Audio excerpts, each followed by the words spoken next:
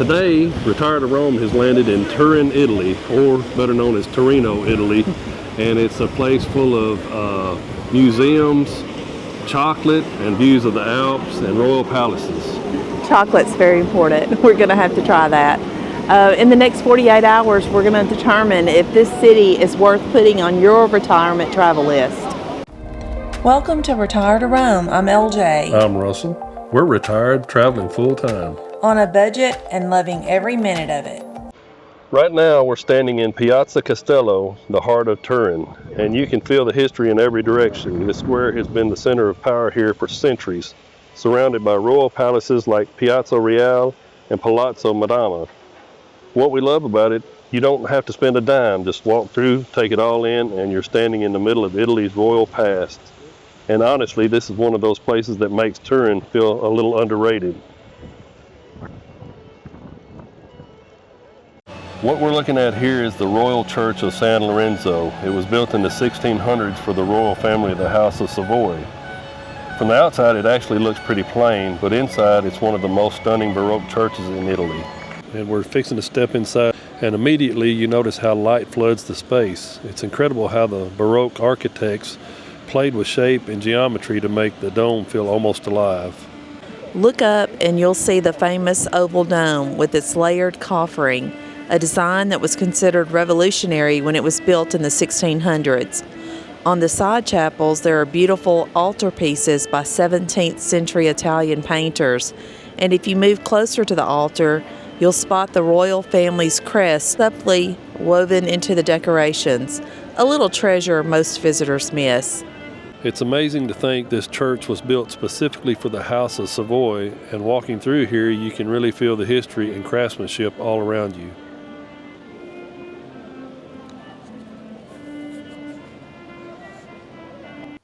As you walk through the side chapels here inside the church, you'll actually come across artwork connected to the famous Shroud of Turin, giving you a glimpse into one of the city's most important religious symbols.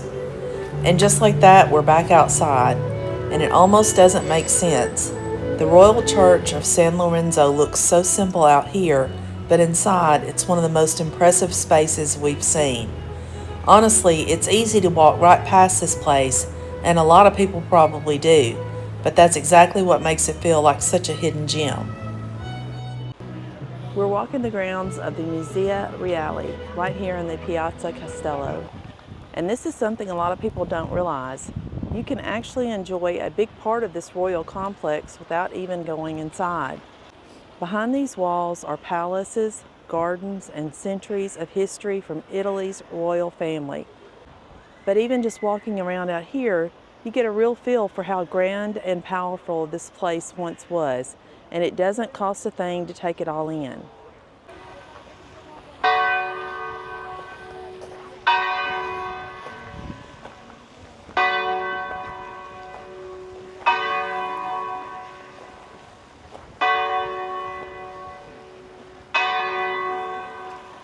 Right here in the middle of modern Turin, you've got the remains of a Roman theater, and this dates all the way back to the 1st century AD. At one time, this place would have been packed with people watching performances right here where we're standing today. And what's wild is it's just steps away from the royal palaces. So in just a few minutes, you go from ancient Rome to Italy's royal history. That's what makes Turin such a unique city. This cathedral, officially dedicated to St. John the Baptist, was built in the late 1400s and is actually the only Renaissance-style church here in Turin, a city otherwise known for its grand Baroque architecture. Step inside and the atmosphere immediately shifts. It's quieter or understated, but there is weight to this place, a sense that something important is here. And that something is the Shroud of Turin. The famous Shroud of Turin is a cloth that many believe is the burial cloth of Jesus Christ. It's one of the most studied and debated religious artifacts in the world. Now, you usually can't see the original shroud. It's only displayed on very rare occasions. But just being here, knowing it's kept inside, gives this place a pretty powerful sense of history. Up near the altar, everything draws your attention forward, and just beyond this space is the chapel where the Shroud of Turin is kept. just behind this glass. If you look around, you'll see detailed carvings, paintings, and smaller chapels along the sides, each telling part of the church's long history. It's not as over the top as some Baroque churches. The church also has a reliquary dedicated to John the Baptist, the saint this cathedral is named after. Inside this small centerpiece is a relic, a physical item connected to him. It's not the famous Shroud of Turin, but it shows how important relics like this are to the Catholic Church, where history and faith are preserved in these small, carefully protected pieces. Now, let's head back out into the square. This is Palazzo Madama.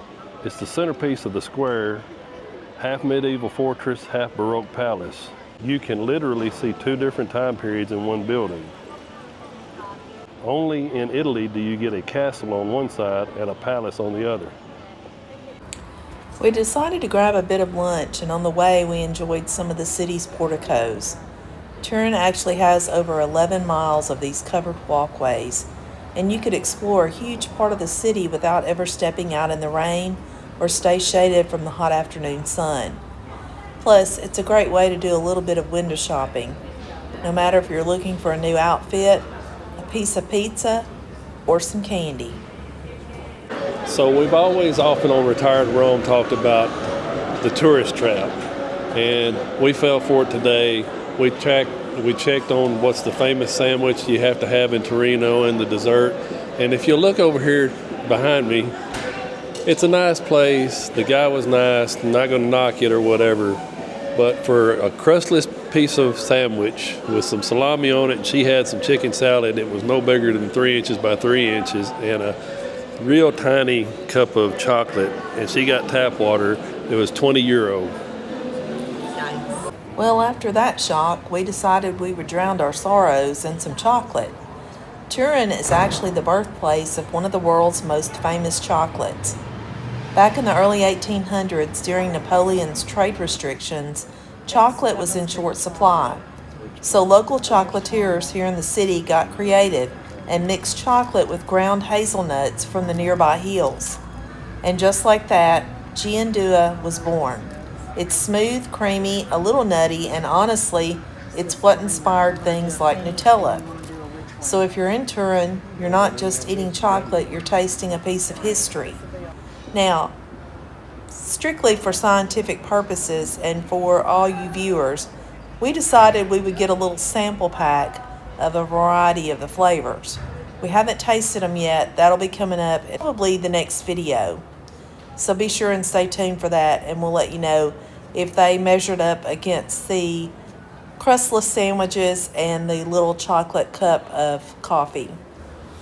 For our last stop of the day, we went to the city's most iconic building, and unfortunately it was closed. It was on a Tuesday, and that's a tip to remember if you're in Italy.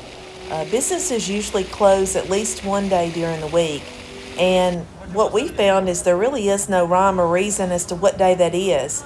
So you might want to check either their website or online before you go to make sure they're open when you plan to visit.